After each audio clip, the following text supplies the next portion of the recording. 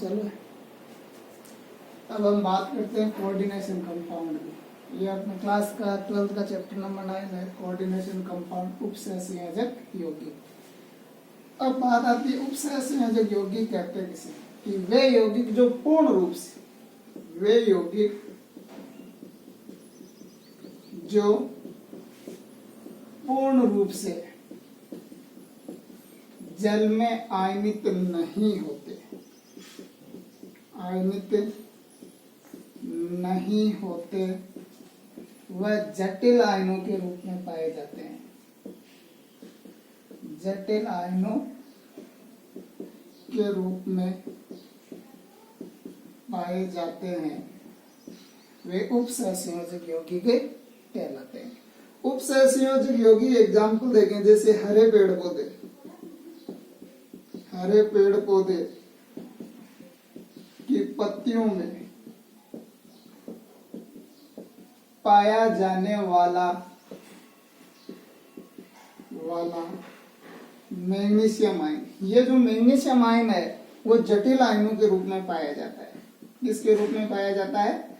जटिल आयनों के रूप में पाया जाता है। तो ये जो मैग्नीशियम है ये जटिल आयनों के रूप में पाया जाता है। ये कौन सा यौगिक है? उपसहसंयोजक यौगिक कहलाता है। तो उपसहसंयोजक यौगिक वे यौगिक जो पूर्ण रूप से जल में आयनित नहीं होते, जटिल आयनों के रूप में पाया जाता है, वो क्या कहलाते हैं? उपसहसंयोजक यौगिक कहलाते हैं। अब हम बात करते हैं उपसहसंयोजक यौगिक के प्रकार की।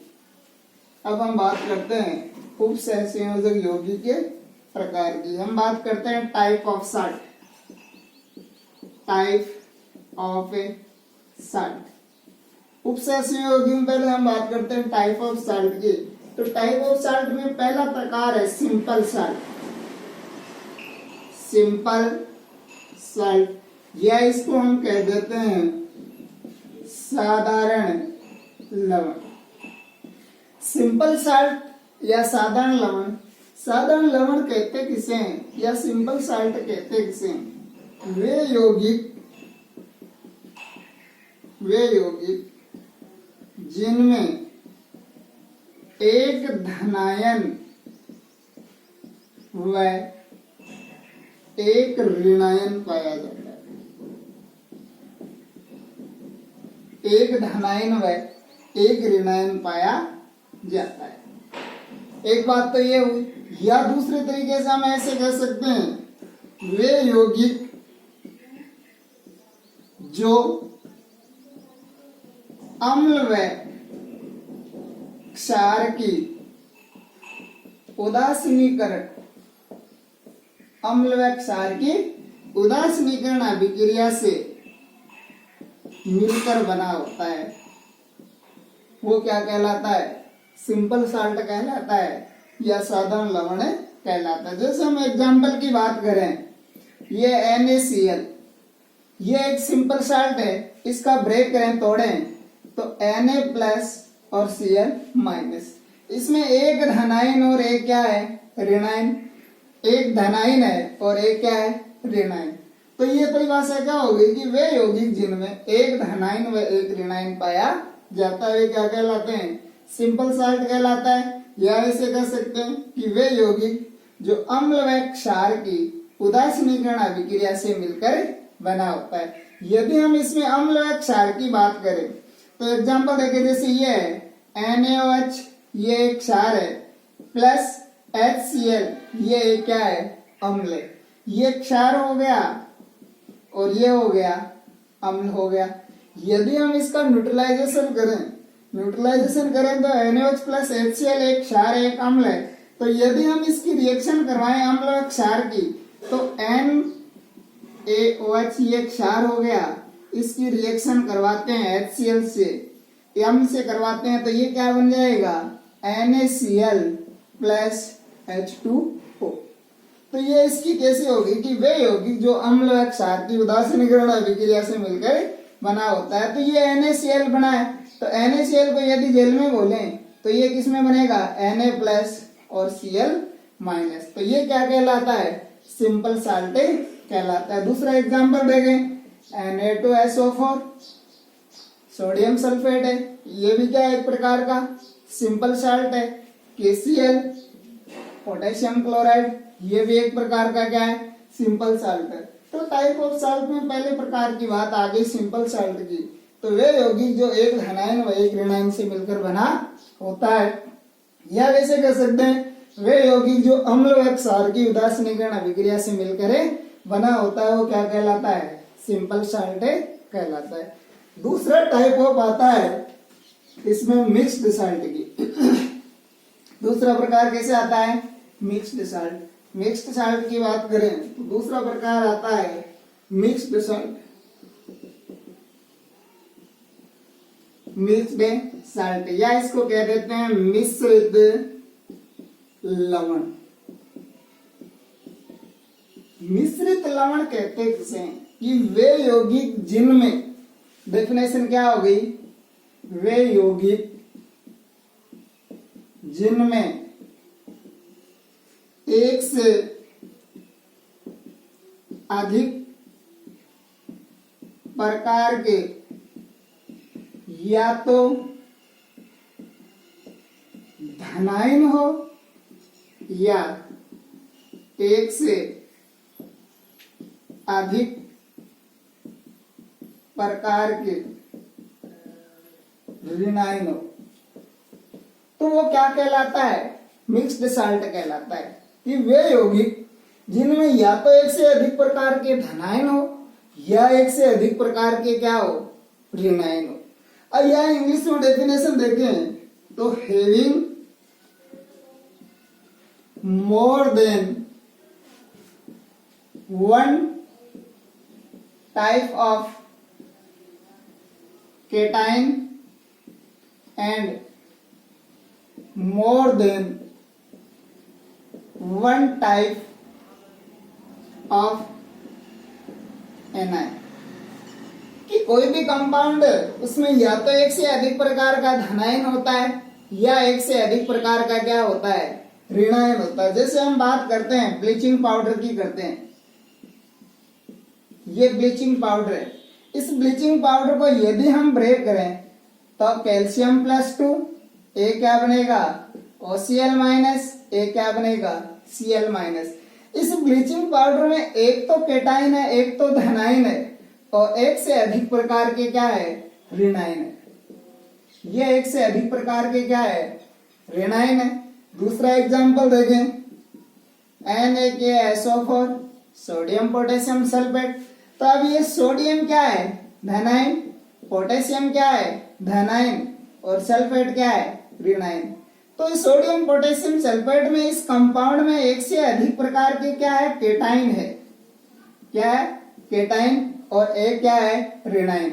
और इस ब्लीचिंग पाउडर की बात करें तो इस ब्लीचिंग पाउडर में ये एक कैल्शियम है, ये केटाइन है, और ये एक से अधिक प्रकार के ये क्या है, ऋणायन है, एनाइन है। तो मिक्स्ड साल्ट कहलाता है। तो मिक्स्ड साल्ट की डेफिनेशन क्या हो गई, वे यौगिक जिनमें एक से अधिक प्रकार के या तो धनायन हो या एक से अधिक प्रकार के क्या हो, ऋणायन हो।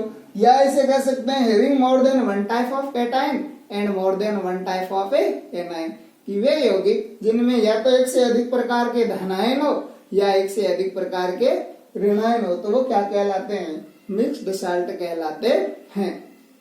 अब ये मिक्स्ड साल्ट है। अब इस मिक्स्ड साल्ट का एक छोटा सा प्रैक्टिकल देखते हैं, प्रयोग देखते हैं कि मिक्स्ड साल्ट से कौन कौन से कंपाउंड अपने को क्या होते हैं, प्रैक्टिकल के द्वारा, प्रयोग के द्वारा कौन कौन से कंपाउंड प्राप्त होते हैं। तो हम क्या करते हैं, एक कंटेनर लेते हैं, ये क्या एक प्रकार का कंटेनर है, और इस कंटेनर में हम क्या करते हैं, एक से अधिक प्रकार का जो साल्ट है, सॉल्यूशन हैविंग मोर देन, एक से अधिक प्रकार का जो मोर देन ऑफ साल्ट, ये साल्ट एक से अधिक प्रकार का जो साल्ट है उसमें विलियन भरा गया है। अब हम इस विलियन को क्या करते हैं, गर्म करते हैं, हीट देते हैं। क्या देते हैं, इसको हीट देते हैं। तो ये सॉल्यूशन है, ये एक से अधिक प्रकार के जो विलियन बना है, ये विलियन है, इस विलियन में एक से अधिक प्रकार के जो साल्ट है, इस साल्ट में ये जो गर्म करेंगे तो ये जो साल्ट में उपस्थित जो कंपाउंड है वो किस में परिवर्तित हो जाएगा, क्रिस्टल, किस में कन्वर्ट हो जाएगा, ये क्रिस्टल में कन्वर्ट हो जाएगा। जब हम इस क्रिस्टल में कन्वर्ट होने के बाद में इस सॉल्यूशन में क्रिस्टल है, इस क्रिस्टल को हम क्या करते हैं, एक कंपाउंड में डालते हैं और इस कंपाउंड में डाल के हम क्या करते हैं, क्रिस्टल के चेक करते हैं। इस कंपाउंड में ये जो क्रिस्टल है और क्रिस्टल में H2O डाल देते हैं। H2O डालने के बाद में ये पुनः क्या बन गया, सॉल्यूशन बन गया। क्या बन गया, सॉल्यूशन बन गया। और सॉल्यूशन बनने के बाद में हम इसके व्यवहार को चेक करते हैं। Check the behaviour of solution.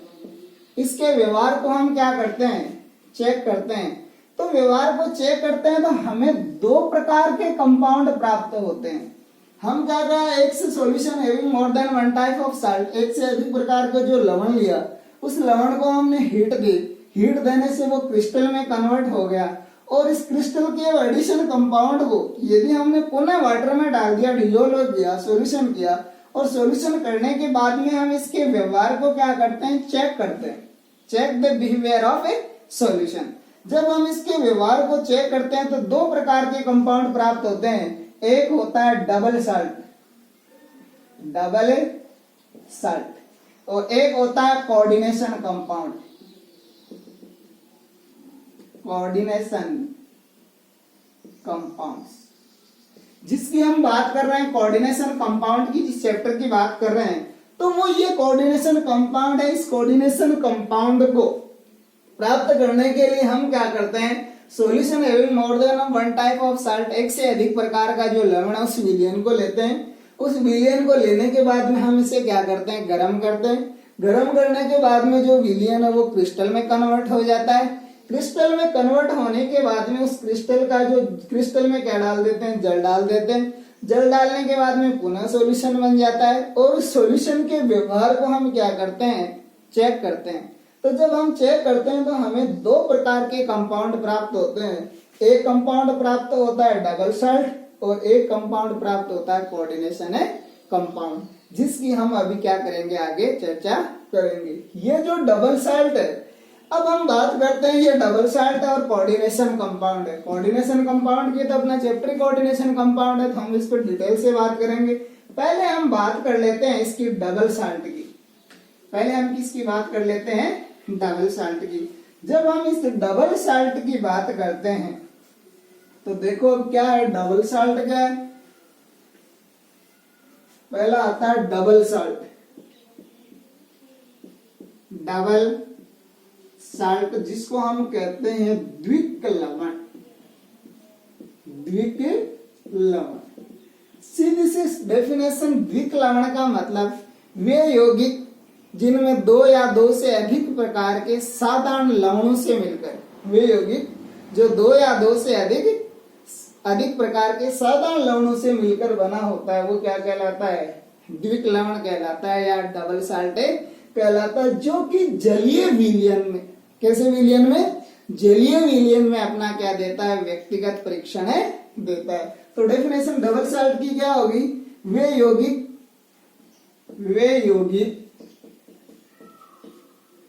जो दो या दो से अधिक प्रकार के साधारण लवणों से मिलकर बना होता है। वे यौगिक जो दो या दो से अधिक प्रकार के साधारण लवणों से मिलकर बना होता है, जो जलीय विलयन में, कैसे विलयन में, जलीय विलयन में अपना क्या कर देता है, व्यक्तिगत परीक्षण देता है, वो क्या कहलाता है, डबल साल्ट कहलाता है। या हम इसको कह सकते हैं कि वे योगात्मक यौगिक जो या तो ठोस अवस्था में, वे योगात्मक यौगिक जो ठोस अवस्था में तो क्या होते हैं, स्थायी होते हैं। कैसे होते हैं, स्थायी होते हैं, और जल में घोलने पर वो क्या हो जाते हैं, आयनित हो जाते हैं। वो क्या कहलाते हैं, डबल साल्ट कहलाते हैं। क्या कहलाते हैं, डबल साल्ट कहलाते हैं। जैसे हम एग्जाम्पल की बात करें जैसे हम पोटास एलम है, पोटास एलम की बात करें, पोटास एलम की बात करें, जैसे फॉर्मूला देखें K2SO4 Al2SO4 का होल थ्राइस डॉट 24H2O। ये एक प्रकार का डबल साल्ट है। कैसा है? डबल साल्ट है। अब देखें डबल साल्ट किसका है? डबल का मतलब एक से अधिक प्रकार के या तो धनायन हो या एक से अधिक प्रकार के ऋणायन हो, यदि इसको जल में क्या किया जाए? डिजोल्व किया जाए, क्योंकि वो अपना व्यक्तिगत परीक्षण देता है। जैसे हम देखें इसको तो ये क्या बन जाएगा?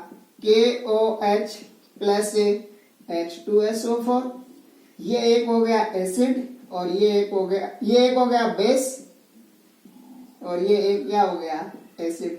यदि इसी प्रकार हम इसको देखें तो ये भी एक एसिड और एक बेस से रिएक्शन करेगा, ये एल्यूमिनियम हाइड्रोक्साइड बनाएगा और ये H2SO4 बनाएगा। तो यदि हम इसको देखें तो थोड़े ब्रेक करें तो एक तो क्या प्राप्त होगा अपने को? Potassium ion. एक क्या प्राप्त होगा अपने को? Aluminium ion. और एक अपने को क्या प्राप्त होगा? Sulphate ion. तो इससे ये क्या डबल साल्ट हो गया, एक से अधिक प्रकार के क्या हो गए? केटायन हो गए। और ये एक क्या हो गया? ऋणायन। अब ये जो जल के अणु है, इस जल के अणु में इस कंपाउंड को यदि पोटास एलम को डिजोल्व किया जाए तो ये क्या प्राप्त होता है अपने को? एक धनायन, दो धनायन और एक ऋणायन प्राप्त होता है। दूसरा एग्जाम्पल देखें, जैसे कार्नेलाइट है, कार्नेलाइट। दूसरा एग्जाम्पल देखें KCl MgCl2.6H2। तो इसमें देखें तो ये क्या है? K प्लस Cl माइनस, इसको तोड़ें तो Mg+2 और 2Cl माइनस। तो ये भी एक से अधिक प्रकार के क्या हो गए? डबल साल्टे हो गए। तो वे यौगिक जो दो या दो से अधिक प्रकार के साधारण लवणों से मिलकर बना होता है और जो जलीय विलयन में अपना क्या देता है? व्यक्तिगत परीक्षण देता है, वो क्या कहलाता है? डबल साल्ट कहलाता है, द्विक लवण कहलाता है। क्या कहलाता है? द्विक लवण कहलाता है। या इसको हम क्या कह देते हैं? जालक यौगिक भी कहते हैं। क्या कहते हैं इसे? जालक यौगिक के नाम से भी जाना जाता है। किस यौगिक के नाम से जाना जाता है? जालक यौगिक के नाम से भी जाना जाता है। तो ये अपनी बात हो गई डबल साल्ट की। किसकी बात हो गई? डबल साल्ट की। अब हम बात करते हैं कोऑर्डिनेशन कंपाउंड की। किसकी बात करते हैं? कोऑर्डिनेशन कंपाउंड की, उप सहसंयोजक यौगिक की। ये हो गया दूसरा नंबर इसमें जो कोऑर्डिनेशन कंपाउंड, ये हो गया कोऑर्डिनेशन कंपाउंड्स की। कोऑर्डिनेशन कंपाउंड है वे योगात्मक यौगिक, वे योगात्मक यौगिक जो ठोस अवस्था और जलीय विलयन दोनों में क्या करता है? अपना स्वयं का व्यक्तिगत परीक्षण नहीं देता। ये पूर्ण रूप से जल में आयनित नहीं होता है, चाहे ठोस अवस्था में हो चाहे जलीय विलयन अवस्था में, उसमें पूर्ण रूप से आयनित नहीं होता। वो क्या कहलाता है? कोऑर्डिनेशन कंपाउंड कहलाता है। जैसे एग्जाम्पल बात करें, ये पोटेशियम साइनाइड है। क्या है? पोटेशियम साइनाइड है। इस पोटेशियम साइनाइड की रिएक्शन करवाते हैं हम, किससे करवा दें? आयरन सल्फेट से करवा देते हैं। किससे करवा देते हैं? आयरन सल्फेट से। तो ये क्या बन जाएगा? K4Fe, पोटेशियम साइनाइड से करवा दे, आयरन साइनाइड से। ये पोटेशियम साइनाइड है। इस पोटेशियम साइनाइड की रिएक्शन हम किससे करवा दें? इस आयरन से करवा दें। किससे करवा दें? ये पोटेशियम साइनाइड, इधर देखो, ये क्या है? पोटेशियम साइनाइड है। पोटेशियम, इस पोटेशियम की रिएक्शन किससे करवा दें? आयरन साइनाइड से करवा देते हैं। सल्फेट से नहीं, आयरन साइनाइड से करवा देते हैं। तो ये जो कंपाउंड प्राप्त होगा हमें कोऑर्डिनेशन कंपाउंड प्राप्त होगा। कोऑर्डिनेशन कंपाउंड में क्या प्राप्त होगा? K4FeCN6। ये जो कंपाउंड प्राप्त हो रहा है, ये जो कंपाउंड है वो कहलाता है कोऑर्डिनेशन कंपाउंड। जटिल आयन, कौन सा आयन कहलाता है? जटिल आयन कहलाता। अब यहाँ जो उपस्थित कंपाउंड है वो उप सहसंयोजक यौगिक के रूप में उपस्थित है। किसके रूप में उपस्थित है? उप सहसंयोजक यौगिक के रूप में उपस्थित है। अब चाहे आप इसको जल में डिजोल्व करो चाहे किसी में करो, ये पूर्ण रूप से जटिल आयनों के रूप में पाया जाता है। यदि हम इसमें H2O का क्या करें, डिजोल्व करें, सॉल्यूशन करें, तो ये किस में टूट जाता है, आयनों में, K फॉर FeCN6 और ये माइनस कंपाउंड के रूप में। ये जो आयन है ये किसके रूप में, आयनों के रूप में क्या हो जाता है, ब्रेकिंग हो जाता है। तो कोऑर्डिनेशन कंपाउंड क्या कहलाता है, वे योगात्मक यौगिक जो ठोस अवस्था तथा जलीय विलयन में क्या करते हैं, पूर्ण रूप से आयनित नहीं होते, वो क्या कहलाते हैं, उपसहसंयोजक यौगिक कहलाते हैं। अब हम बात करते हैं उपसहसंयोजक यौगिक है, वो उस उपसहसंयोजक यौगिक के हम प्रकार की बात करते हैं। क्या करते हैं, हमें उपसहसंयोजक यौगिक के प्रकार को किस प्रकार हम इसको रिप्रेजेंटेशन कर सकते हैं, representation of coordination compound, representation of coordination compounds, representation of coordination compound. यदि हम रिप्रेजेंटेशन ऑफ कोऑर्डिनेशन कंपाउंड को यदि रिप्रेजेंट करें तो पहला प्रकार आता है साधारण धनायन व जटिल ऋणायन। पहला हम प्रकार आता है साधारण धनायन व जटिल ऋणायन।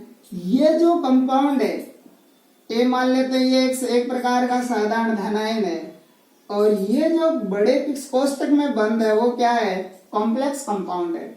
तो ये तो हो गया साधारण धनायन, और ये क्या हो गया, जटिल ऋणायन। एग्जांपल देखें, जैसे K फॉर FeCN6, तो ये तो हो गया साधारण धनायन, और ये क्या हो गया, जटिल ऋणायन।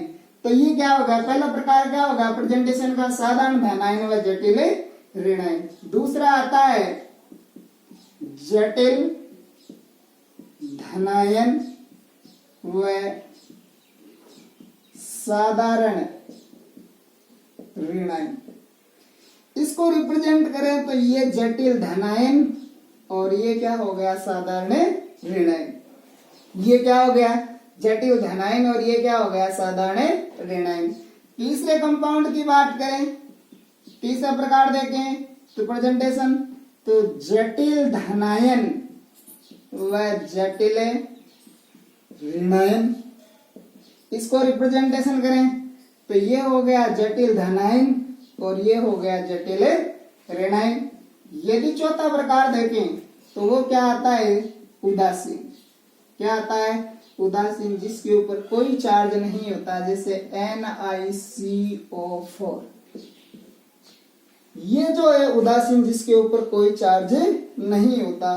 तो रिप्रेजेंटेशन ऑफ कोऑर्डिनेशन कंपाउंड को हम चार प्रकार से हम क्या कर सकते हैं, इसको रिप्रेजेंट कर सकते हैं। पहला आता है साधारण धनायन व जटिल ऋणायन, दूसरा आता है जटिल धनायन व साधारण ऋणायन, तीसरा आता है जटिल धनायन व जटिल ऋणायन, और चौथा आता है उदासीन। कैसा आता है, उदासीन। अब हम एक बात कर लेते हैं इसकी छोटे से एक टॉपिक की। यदि हम इसकी टर्मिनोलॉजी देखें, क्या देखें इसको भाई, कोऑर्डिनेशन कंपाउंड की जो टर्मिनोलॉजी है, शब्दावली है, उसको कैसे रिप्रेजेंट करें, कि कैसे अपने को पता चले कि भाई ये जटिल है, ये साधारण है। ये भी हम इसकी बात करते हैं टर्मिनोलॉजी की। किसकी बात करते हैं, टर्मिनोलॉजी की। ये जो टर्मिनोलॉजी है जिसको हम बोलते हैं शब्दावली। क्या बोलते हैं इसकी, शब्दावली।